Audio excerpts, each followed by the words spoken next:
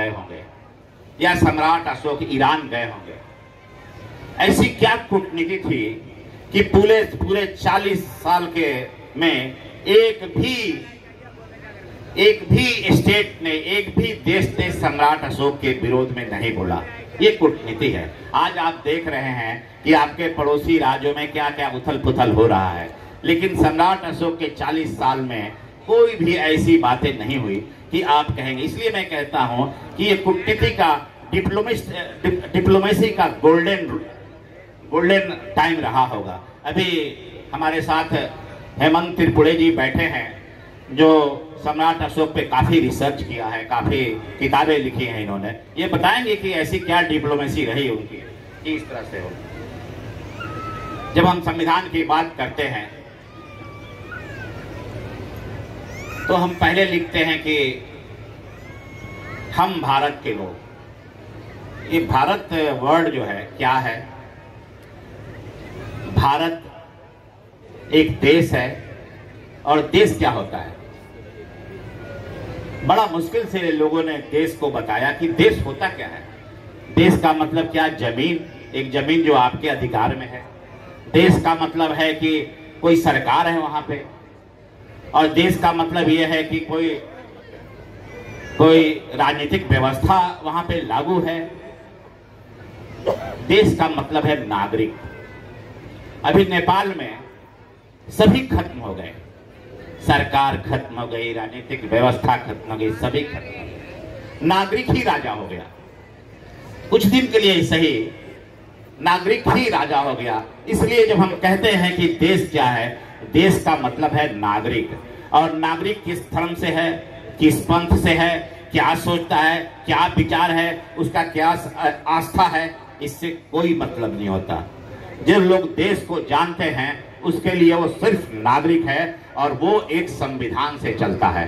सम्राट अशोक क्लब का एक बड़ा कार्यक्रम ये भी रहा कि संविधान को फैलाया जाए, लोगों को संविधान को बताया जाए। ये इतना ही जरूरी है कि आपको किसी रोग के बारे में बताया जा रहा है। जैसे कोविड पीरियड, सब कुछ नया था, रोग भी नया था, डॉक्टर के पास डॉक्टर भी नहीं जानकार थे, मेडिसिन भी नहीं था। तब धीरे धीरे आप इसको जाने। हम संविधान को अंगीकार तो कर लिए 1949 में और 1950 26 जनवरी को लागू भी कर दिए, लेकिन हम संविधान को बहुत बेहतर तरीके से नहीं जानते। यदि संविधान को जानते तो पहले नागरिक को जानते कि नागरिक क्या होता है। नागरिक का कोई धर्म नहीं है, नागरिक का कोई रिलीजन नहीं है। नागरिक वो है जो इस संविधान की व्यवस्था को मानता है, जो ये मानता है कि public morality, public health and public order maintain करना मेरा काम है। यही नागरिक है। अगर पब्लिक मोरालिटी यानी सार्वजनिक नैतिकता, सार्वजनिक स्वास्थ्य और सार्वजनिक कानून व्यवस्था को हम मेंटेन करते हैं तो हम नागरिक हैं। इसी को नागरिक कहते हैं। और वो नागरिक कोई भी हो सकता है, कोई भी जो इन तीनों चीजों को मान ले तो वो मानता है। हम संविधान को बनाना चाहते हैं, हम संविधान की पूजा करते हैं। पूजा करने का भी एक वो है। देखो, हमारा संविधान या हमारा देश या हमारा नागरिक दो व्यक्तियों का हमेशा ऋणी रहेगा। आपका अगर 1000 सालों के बाद भी इतिहास लिखा जाएगा तो आप दो व्यक्तियों को कभी आप छोड़ नहीं सकते। इतिहास नहीं छोड़ सकता। वो पहला है अशोक और दूसरा अंबेडकर। इन दो लोगों को आप छोड़ नहीं सकते।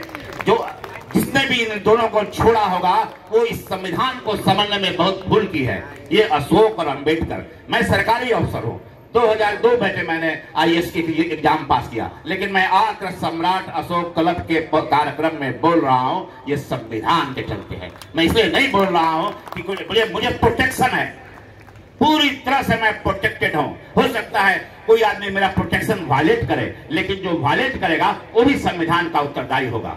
इसलिए मैं यहाँ बोल पा रहा हूँ। आप दो लोगों को नहीं भूल सकते। और अगर आपने पढ़ा नहीं है, उनको इतिहास को जाना नहीं है, तो आपको जरूरत है अशोक और अंबेडकर को पढ़ने की। क्योंकि ये जो आपको दिया गया है ना, जैसे हम कहते हैं ना कि जैसे मैंने कहा कि नागरिक महत्वपूर्ण है, तो बोला कि यार मैं भी नागरिक हूं, मैं अंबानी क्यों नहीं बन गया, मैं प्रधानमंत्री क्यों नहीं बन गया। इसकी शिक्षा संविधान नहीं देता है। इसकी शिक्षा आपको बुद्ध से लेनी होगी, गौतम बुद्ध से।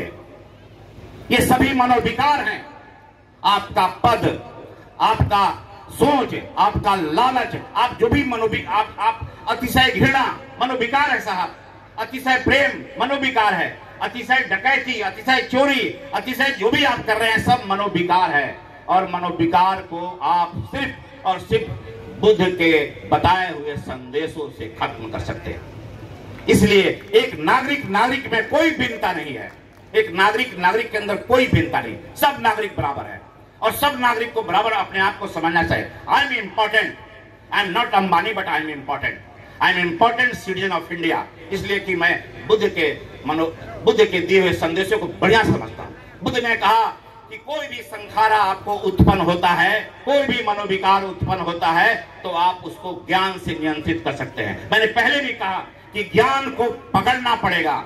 बुद्ध ने जो ज्ञान दिया है उसको आप पकड़ेंगे। कोई आदमी ज्यादा स्ट्रेस में है, किसी घर में दुख है, पैसा नहीं आ रहा है, किसी घर में कोई लड़ाई हो रही है पड़ोसी से, आपको पकड़ना पड़ेगा बुद्ध को। बुद्ध ने ही वो ज्ञान दिया है कि आपको वो मनोविकार को आप कंट्रोल कर पाए, नियंत्रण कर पाए, किसी और ने नहीं दिया। ये ज्ञान किसी और ने दिया। मैं दावे के साथ कह सकता हूं, संखारा का जो आपके दिल के अंदर जो मनोविकार चल रहे हैं वो धीरे धीरे खत्म हो गए। यदि आपने उसको उस मनोविकार को पकड़ने की कोशिश करेंगे तो आप उसमें फंसते चले जाएंगे। जैसे लालच एक फंसते हैं, पद का लालच। जैसे कहते हैं हमको फलां पार्टी का टिकट चाहिए, अरे उससे क्या हो जाएगा? फलां पार्टी का आप टिकट ही ले लेंगे तो उससे क्या कर लेंगे? कौन सा आप अपने मनोविकार को कंट्रोल कर रहे हैं? कौन से अपने मनोविकार को आप ज्ञान से रोक रहे हैं? मनोविकार को ज्ञान रोकता है। ये बात आप लोग सब लोगों को माननी चाहिए कि जितने तरह के मनोविकार हमारे दिल में आते हैं हमारा ज्ञान रोक देता है। जैसे आपका बच्चा मर गया, आपको बहुत दुख हुआ, धीरे धीरे लोगों ने ज्ञान दिया यार कि मरना और निर्माण और विनाश तो नियम है साहब, जो आया है वो जाएगा। हाँ, बुद्ध ने कितनी बातें इस पे कही है कि कोई भी चीज जो है नियम वो नहीं, नियत नहीं है। कितनी बातें कही कि नियत नहीं। हम यहाँ हैं, हार्ट अटैक हो गया, हम मर गए, ये नियत नहीं है सर। जो भी आपके साथ चल रहा है वो डिफाइंड नियत नहीं है, किसी ने बनाया नहीं है। अदरवाइज शाहजहां आगरे का किला ले आते और लाल किला को भी लेके पहुंचते अल्लाह के पास। कोई नहीं जा सकता, बड़ा से बड़ा आदमी, बड़ा से बड़ा पूंजीपति, बड़ा से बड़ा प्रधानमंत्री भी नहीं जा सकता। सबको यही खत्म होना है सर। ये नियम, ये नियत है, बुद्ध ने नियत किया है। इसलिए जब भी आपको कोई मनोविकार आए, बुद्ध के ज्ञान को लीजिए और समझिए कि बुद्ध ने कहा है कि ये सब संखारा है और ये इसको आप पकड़ोगे नहीं, इस लालच को पकड़ोगे नहीं, पैसे के लालच को, पद के लालच को, तो धीरे धीरे ये अपने आप खत्म हो जाएगा और आपके दिमाग से निकल आएगा। कौन सा ऐसा आदमी है जो स्ट्रेस में है, तनाव में है, वो कैसे खत्म किया? इसी तरह के ज्ञान को लेके खत्म किया। ये जरूरी है।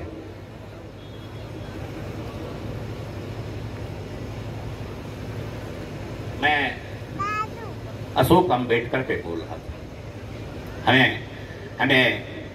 हम इसलिए इनके ऋणी हैं कि जब भी कोई समस्या आती है, जब भी कोई आपको ऐसा कोई भी आपको चीज दिखाई देता है जो पहले कभी नहीं हुआ, चाहे वो सामाजिक हो, राजनीतिक हो, चाहे आपका धार्मिक हो, या कोई भी ऐसी चीज दिखाई देती हो, तो ये सब बातें लिखी हुई हैं। अशोक ने अपने समय में ही इन चीजों को बहुत तरीके से देखा है, ज्ञान की चीजों को देखा। आप अगर इनके इम्ब्लेम पे ही पढ़ना शुरू करें तो जो हिरन है, जो घोड़ा है, जो इसमें सांड है, वो क्या बता रहा है? वो 3 जो त्रिशरण है क्या बता रहा है? वो 8 जो आपके मार्ग हैं वो क्या बता रहे हैं? आपको जीने का तरीका बता रहे हैं। समय आ गया है कि अडॉप्ट कीजिए और अच्छा जीवन जीजिए। हम सब अच्छा जीवन, प्रतिष्ठित जीवन और गरिमामय जीवन के लिए यहाँ आए हैं। सभी चीजों को जब भी ये डिस्कशन होता है, संविधान में डिस्कशन हुआ होगा, जब भी ये तो अंबेडकर ने एक बात जरूर रखी कि बुद्ध ने जो है वो बहुत से ऐसे चीज बताए हैं जो बुद्ध के दर्शन हैं, लेकिन उसके साथ बुद्ध ने खुद कहा कि समता मूलक समाज बनाइए। ना ऊंच हो ना नीच हो। अंबेडकर जी ने इसी समता मूलक समाज को लेकर के आगे बढ़े और उसने संविधान में हर वो दस्तावेज में इसी समता मूलक संविधान की स्मृति, उसमें कहीं नहीं किया कि ये नीचे होगा ये ऊपर होगा। आपको बता दूं कि सभी आर्टिकल के, सभी अनुच्छेदों के, सभी अनुच्छेद जितने थे आर्टिकल संविधान के, उसमें जो है कोई ना कोई बाद में उसका एनेक्चर आया कि ऐसी स्थिति में यह लागू नहीं होगा। एक ही आर्टिकल है संविधान में 17 जिसका कोई वो नहीं है, एनेक्चर नहीं आया। क्यों? 17 था अछूत का एबॉलिशन, अनटचेबिलिटी का एबॉलिशन था 17 आर्टिकल। आप सोचो कि 2000 सालों के बाद, 2000 सालों के अछूतों के इतिहास के बाद पहली बार 1947 के संविधान में अछूत की परंपरा को हटाया गया। ये किसने किया? अछूत क्या है? अछूत ये है कि एक जीता जागता आदमी के मेंटल और मोरल प्रॉपर्टी को खत्म करना। 2000 साल से अछूत है यहाँ पे। मेंटल और मोरल प्रॉपर्टी मतलब मैं हूं, मेरा ज्ञान खत्म कर दो कि इसको कुछ नहीं आता है। दूसरा, आप कह दो कि तुम हम लोगों के पास ना बैठो, तुम वहां बैठो। ये अछूत की परंपरा थी, संविधान में बकायदे लाया गया। न भी लाते तब भी खत्म होता किसी एक्ट से, लेकिन ऐसा नहीं किया गया क्योंकि मालूम था कि समाज में कुछ ऐसे लोग हैं जो अछूत के सिस्टम को बनाए रखना चाहते हैं, इसलिए वो संविधान में लाया गया और विदाउट एक्सेप्शन। अशोक और अंबेडकर को हम भुला नहीं सकते, इनके ऋण को। मानव जीवन यदि कभी भी गरिमामय तरीके से जी सकता है तो इन महापुरुषों के दिए हुए आदर्शों के बगैर। मैं सम्राट अशोक क्लब के इस नए संस्थागत चीजों पे, जमीन की खरीदारी पे या उसको बिल्डिंग बनाने के जो भी उसमें जो भी धन लगेगा उसके लिए मैं अपना सहयोग देने को तैयार हूं। ठीक है, मैं इस मन से ये घोषणा करता हूं कि यहाँ बने और सेंटर ऑफ एक्सीलेंस बने। सेंटर ऑफ एक्सीलेंस क्या होता है सर? सेंटर ऑफ एक्सीलेंस ना धनी ना गरीब ना धर्म ना जात ना पंथ कुछ नहीं देखता। सेंटर ऑफ एक्सीलेंस मानवीय सभ्यताओं के जो सबसे गुणवान मूल्य हैं उसको लेके चलता है। मानवीय सभ्यताओं के जो सबसे अच्छे मूल्य हैं, अच्छे मूल्य जब मैं कह रहा हूं तो मैं कहता हूं कि सम्राट अशोक को क्या जरूरत थी शिलालेख पे लिखवाने की कि बच्चों को माता पिता की सेवा करनी चाहिए? क्या इतना बड़ा आदर्श है ये? ना लिखवाते, गिरनार में लिखवाए, रॉक 1330 में हर जगह लिखवाते थे। क्यों लिखवाते थे?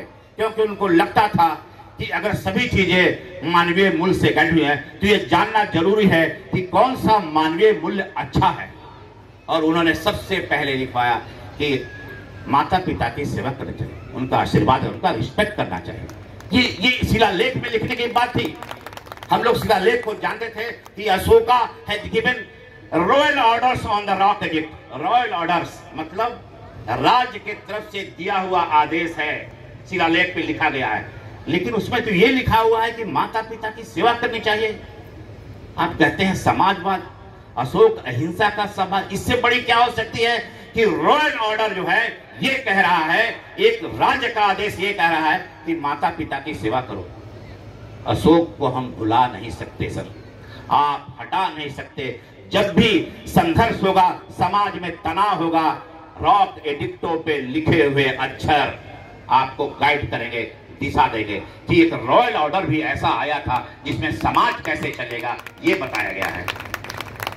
काफी वक्ता हैं और हम लोग बहुत लोगों को सुनना चाहते हैं, खासकर डॉक्टर साहब को जो हमेशा से हमारे आदरणीय रहे हैं। अभी डॉक्टर साहब को मैं सासाराम ले गया, अपने घर ले गया।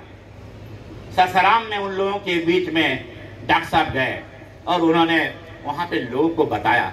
हम ये नहीं सोच सकते कि सभी आदमी, एक और बता रहा हूं जो गुड़ बात है, लोकतंत्र है, संविधान है, सभी चीजें हैं, लेकिन आप ये मत कहिए कि सभी चीजें जो हैं उसी तरीके से साबित किया हुआ है। It's not proved, governance is not proved. Governance का तरीका है, गवर्नेंस का ऐसा नहीं कि कोई भी सरकार है तो अच्छा ही कर रही है, कोई भी मुख्यमंत्री है, प्रधानमंत्री तो अच्छा ही कर रहा है, ऐसा नहीं है।